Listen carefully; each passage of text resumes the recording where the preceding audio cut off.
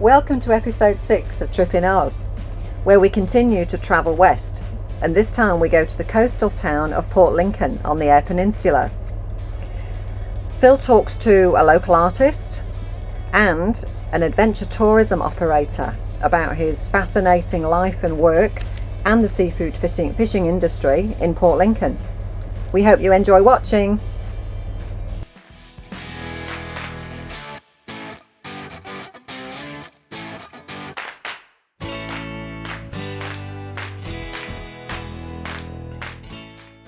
Well, today's a beautiful day in Port Lincoln, and today I've got the honour actually of talking to a local identity, Ken Martin, who's actually a sculptor and he's done some magnificent work. There's two here, and I think there's actually one in Adelaide Oval too. So here's Ken.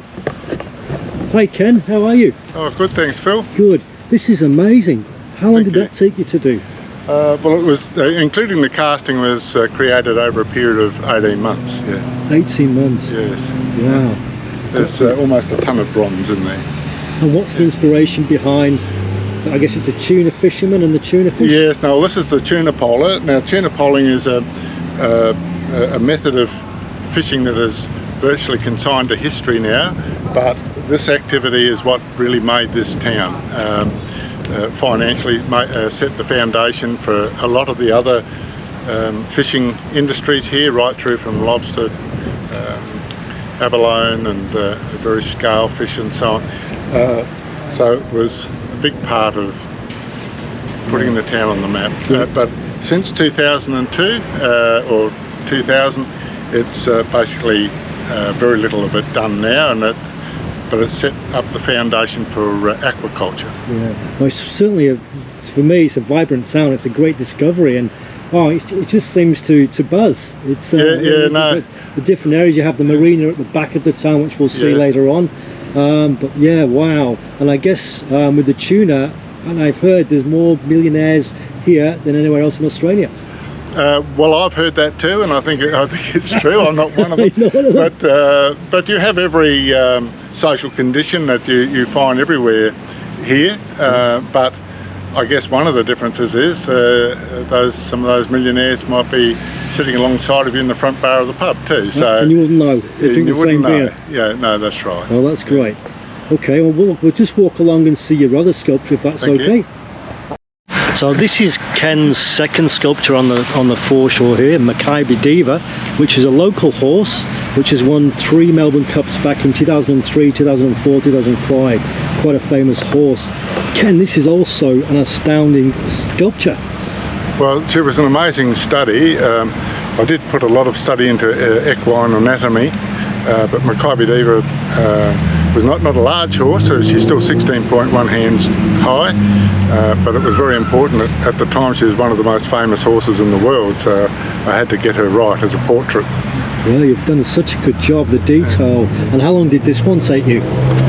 This was over, well actually I didn't have much long at all. From the time I signed the contract was only 7.5 months. So, 7.5 months? So it was 7 days a week, day and night, to have her finished in time for the following Melbourne Cup.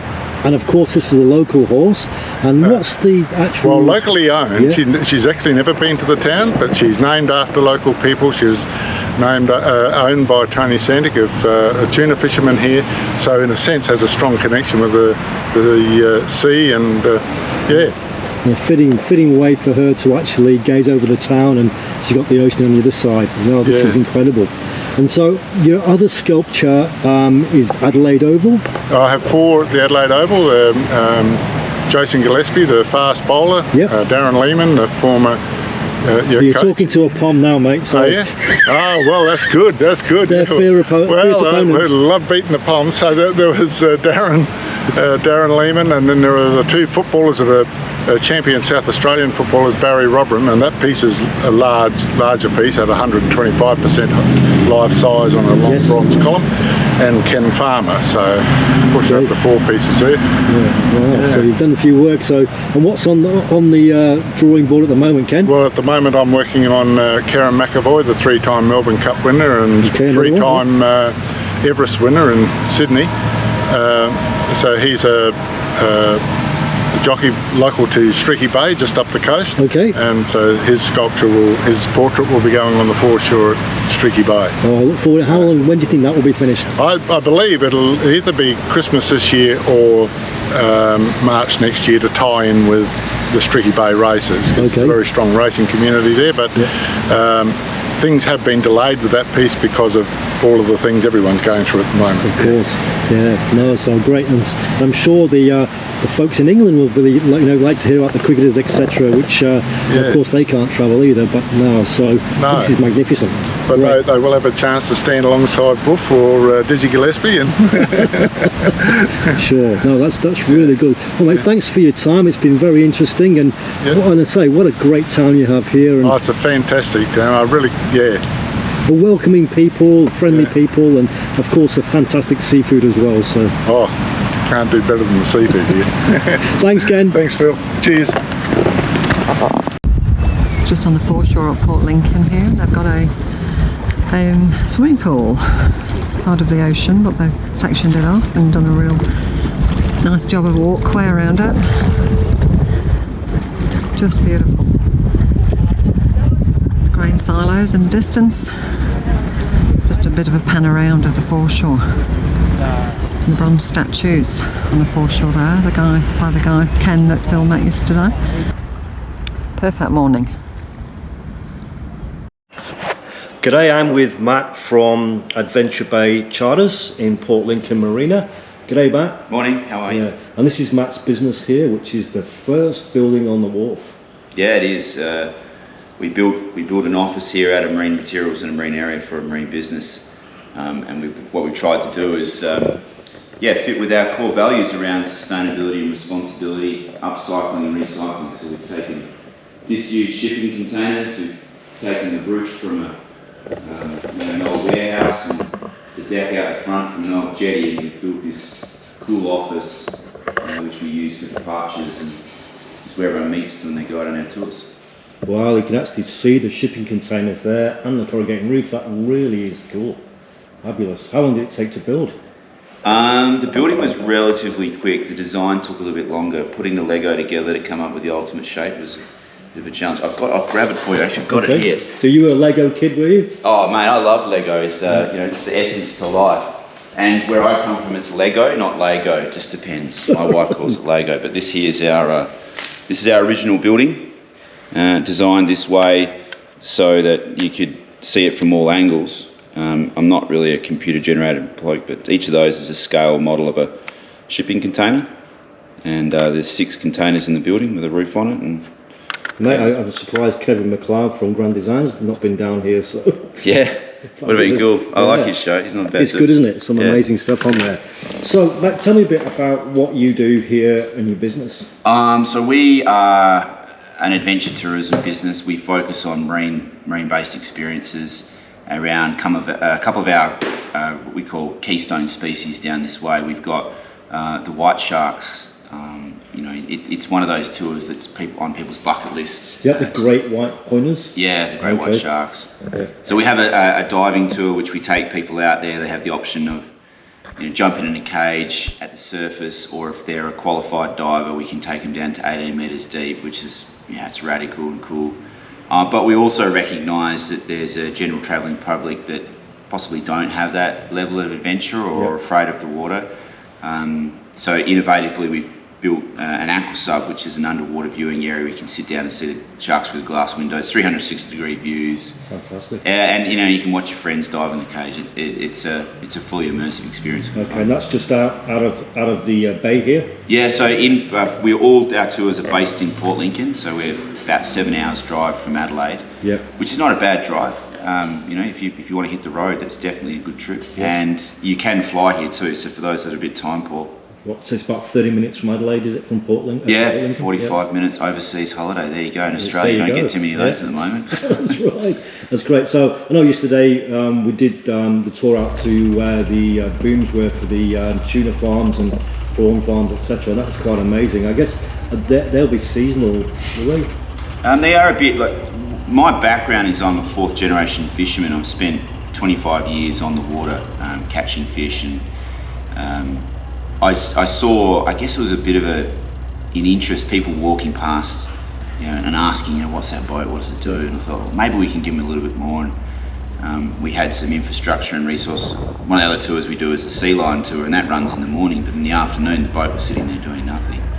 And so we kind of put together this little seafood bay cruise, which I run them myself. Yeah. We've got 25 staff now.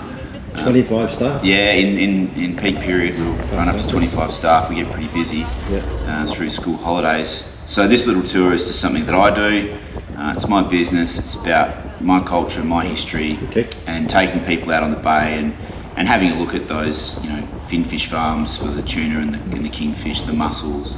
And enjoy a little bit of local seafood. Get people's appetite whet for what Port Lincoln can produce. I must say, over the time of being a travel agent, I've done a load of tours, and you could actually tell the quality ones. And just today, you could tell your heart and your passion was in the tour that you're doing, from the way you introduced the local First Nations people through to your passion about the food itself and how the chain works, and how you should cook it, and your preferences. That's just gold to me, and I think those thanks, mate. It means a lot when I get feedback like that. We do put a lot of ourselves into our tour. Yep. We have great staff. I mean, it's not their business, but it might as well be. And we like to run a family organisation where people feel our motto is really simple. A day out with Adventure Bay Charters should feel like a day out with your mates. Yeah. And if we can achieve that, and I can get that kind of feedback, well, then I think we're on the money. That's I think the cheekiness of you and is it Kelsey? Kelsey, she's a good lady. They're great, fantastic. And I must say, how have you been doing through COVID? How did that affect you? Like everyone else, it's been a roller coaster ride of unprecedented opportunity and risk, unidentifiable risk. Yeah. In a nutshell, if I could explain our journey, I don't know if it fits like anyone else's, but we went this time last year from busy to completely shut down. Stood down those 25 staff, really tough day for me, and I did a budget. What was it going to cost me to mothball this business for 6 months so that I had something maybe at the end at the following summer in 2021, and it was going to cost me $30,000 on top of the $70,000 worth of unearned deposits that we didn't have. So I spoke to the banks about restructuring our finance and making sure that we would be okay, and I was happy with that. I looked at it optimistically as a way of going, well, we can fix some things in our business. We've got no interruption from guests, so we can go and look into systems and processes. First step first though, it was tough for me personally, so we threw all the leftover food on the boat, grabbed the dogs and the kids, and we went surfing, diving and fishing for 2 weeks. And that was a real ease down. I was able to show my kids where I went fishing, and they were able to get involved into that, which was great. JobKeeper was, I think, a godsend. It was the right pill at the right time. And we can criticise that as being a debt that we can't afford, but if we look back in hindsight now, doesn't matter how it was run, this country is booming along. It is. And it's been a saviour for a lot of people. And it's a mental debt as well that would have been there. And we're the same. And yesterday we made the decision to keep our staff on again for another 3 months. Again, that's a gamble for us, but we believe it's the right thing to do. We'll see it out as well. So we were then, the Australian travelling public stepped up, and I did never think that 1.7 million people in Adelaide was a big city, but apparently they spend 6 times more money overseas than overseas spends in South Australia. And they hit the roads and they travelled, and we adjusted and fitted our product to meet their demands. Like the Aqua Sub, people didn't want a cage dive, but they wanted to go and see sharks. So that was something we developed 5 years ago that came into its own in the last 6 months. Our Sea Lion tours went through the roof. That is, I have to say, the most engaging wildlife tour that you can ever do. I can't wait to get you out on it and see what it's. Anyone can do it. It's just such a fabulous tour to get in the water and get that immediate feedback from a wild animal. So that's boomed for us. And then this little bay cruise, we did 20 of those a year previous to the last 6 months, where we just did series group, and I'm doing 30 people a day. I did 6 tours this week. Heavens. So it's been great, and it's those little things, meeting the customer demands, delivering what they want, focusing on a premium service, take people out of their lives just for 2 hours or half a day or a day, and let them have a great time with cool people. And I think that's the whole pill that everybody needed, was just a bit of a break. I think, you know, a lot of people will come out of this pandemic, whenever it will be, a lot stronger, new ideas, and you know, fresh stuff. So in some ways it's been horrible with what's going on around the world, with the deaths, etc. In other ways it's given people a shake up. So yeah, I hope so. It's not all negative. There's some good positives there for sure. Now, I don't know if I actually dreamt this, and I might have done, mate. You can tell me right or wrong. You've been here for a long time, but did a band come and play here on a pontoon at one stage? Did I hear that? It wasn't just any band, and it was on the back of the boat. It was a live concert for the Sharks. Just before the pandemic hit last year, we had Kiss come out and do a live concert for the Sharks. I was trying to wrap my brains. I thought I must have dreamt that, but I must ask you this morning. It kind of felt like a dream. It was, I hate the word surreal, but there is no other way to describe this experience. And I, you know, to be honest, I wasn't a huge Kiss fan. I like rock and roll, and I acknowledge their fame and their success, but they deserve every credit. To watch those 70-year-old guys rock out in 7-inch platform heels in the back of a moving platform, and they played hard. Did they have the full gear on, did they? The full gear. It was the coolest thing I think I'll ever do in my life. We'll go into a retirement home and some little nurse will come in and go, well, what have you done in your life? It's a Kiss play. Can't say. She probably won't even know what Kiss is, and more's the pity, because that was a cool day. All right. So I can tell my wife it wasn't a dream. So. No, it was a dream. Yeah, and you can apologise she missed out. No, it was 6 tickets only. 6? Yeah, it was a promotion. And the really funny thing about it is, even after the whole thing was done, because of some, you know, it's such a touchy subject today, anything that's politically incorrect, a shark died in an incident with a shark cage in another country. The week afterwards, the company that was doing the promotion never released the concert video. And so it's one of those things I did, and I almost don't remember it, I don't believe it, because there's no proof. They never released it. So you could have dreamed it too. I could have dreamed it too. Maybe it's a Matrix moment. So we're just outside at the marina now, walking along where the actual fishing boats are. Matt's going to explain some of these boats to us and what sort of boats or what sort of fish they catch. Yeah, so like from here, this is a good location because we can see you know, a couple of our key industries. We have 5 key fisheries here.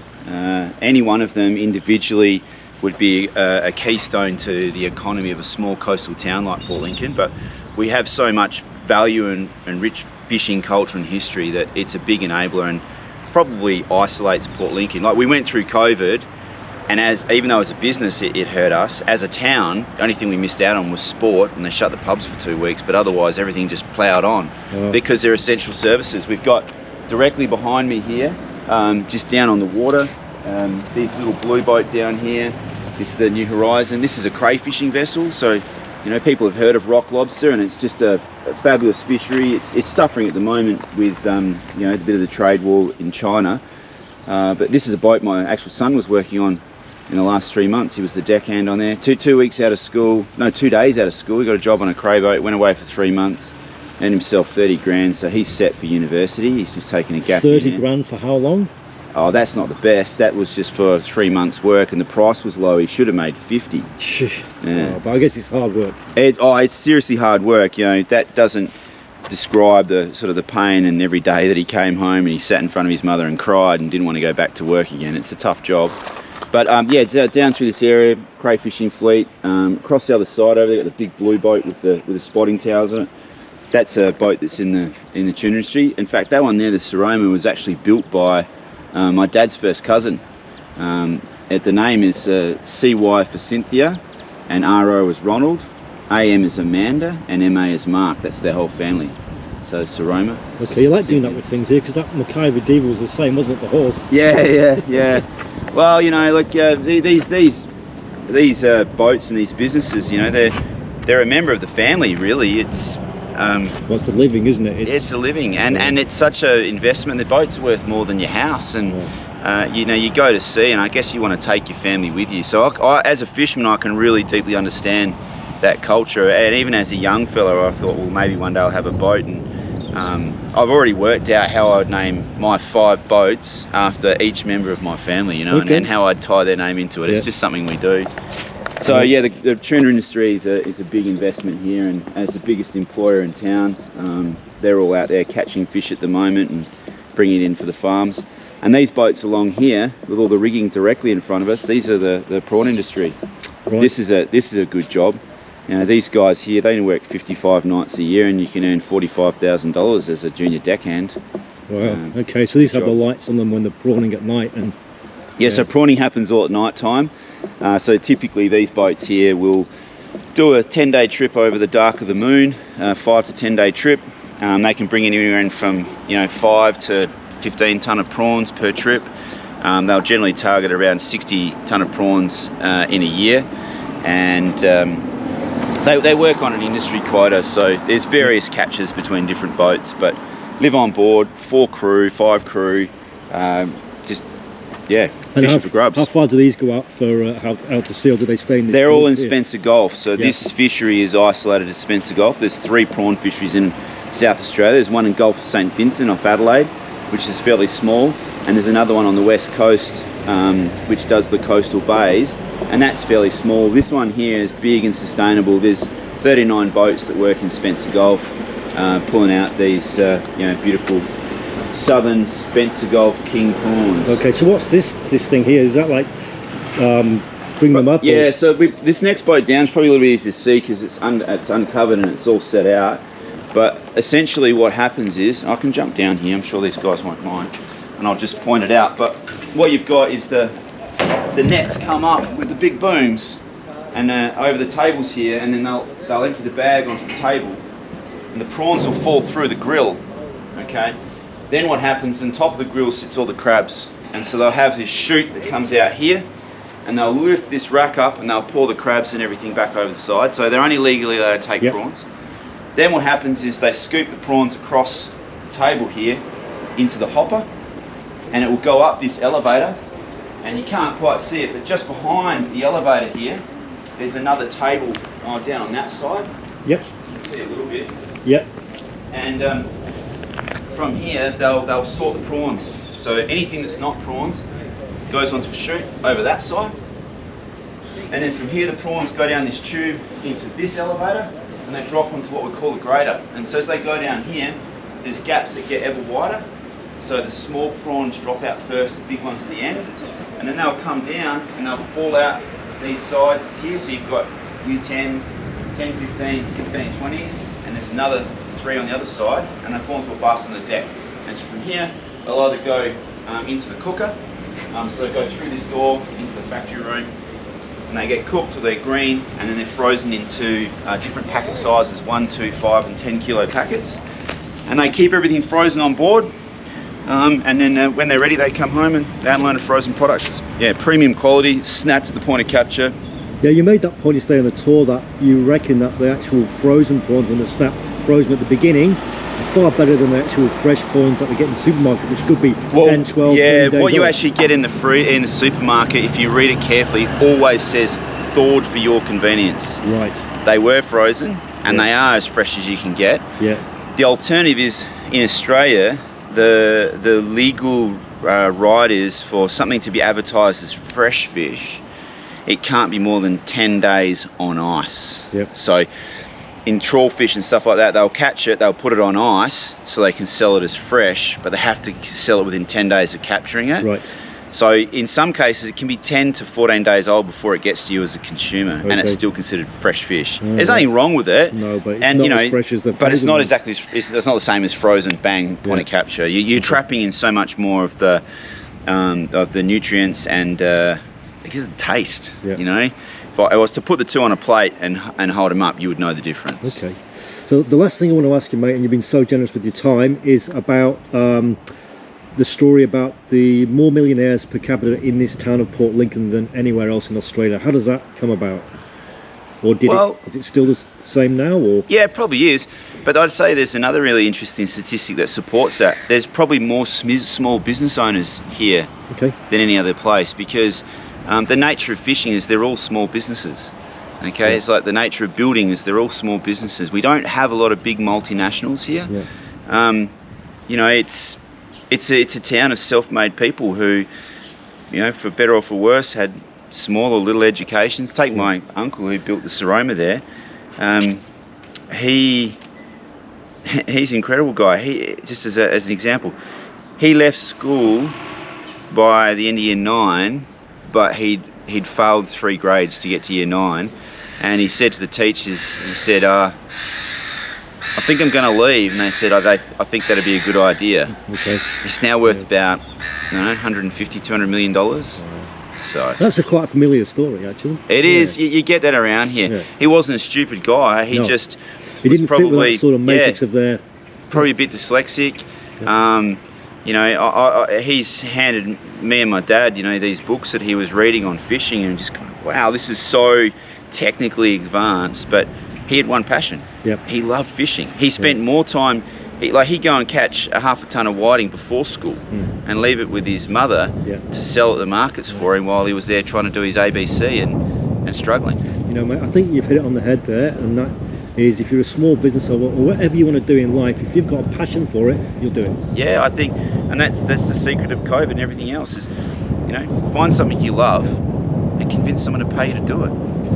So the money was made off the boats, I guess, and I guess when they're selling tuna to Japan, or they used to sell the crayfish to China, that was obviously a massive market. And and just looking around, the town is nice, clean and tidy, lovely homes. And the other thing that struck me too is the friendly people. They're just, g'day mate. Hey, look, it's a success story today, but in 1984 with everybody borrowing money in Swiss francs, and then we had ridiculous inflation and exchange and interest rates reached 20 to 25%. This place was nearly bankrupt. We probably had the highest number of bankrupt people in Australia per capita. So, you know, it's boom and bust. You take the good with the bad, and that's the optimism of a fisherman and someone who is probably a farmer or someone who is a miner. That big risks, big rewards. It's a bit like the gold rush, except it's actually, you know, the gold is the tuna or the prawns. So. And in a way, it's probably more sustainable, because if we manage our fisheries correctly, and the prawn industry is a classic example of that, if you manage them well, they're here to support you in the future. And you know, people are investing in new boats and infrastructure. Once the gold's taken out of the ground, gold's gone. Well, mate, I think you're on the right track with your tourism and your tours that you do there. Fabulous. And that's the new, I guess, especially for Australia now, that is the new boom. For the next few years, and I think you'll see more and more Aussie tourists coming down here, and of course the overseas people will come back, but no. So look, mate, I wish you well. You've been a great host, and thanks, mate. Yeah, no, thanks. Get down to Port Lincoln, check it out. We'll look after you, show you a good time. Cheers. Thanks, mate. Wow, what an interesting chat Phil had with Matt from Adventure Bay Charters, and what a great stay we had in Port Lincoln. Definitely worth a visit.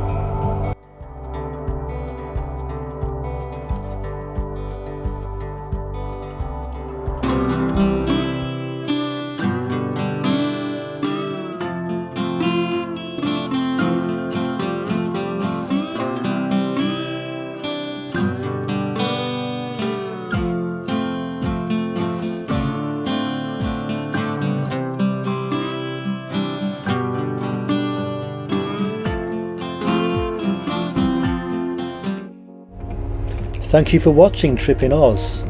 Next week we test out the drone when we visit Streaky Bay, and we also start our journey across the mighty Nullarbor with a visit to a sheep station. I do hope you can join us. Thanks again for watching.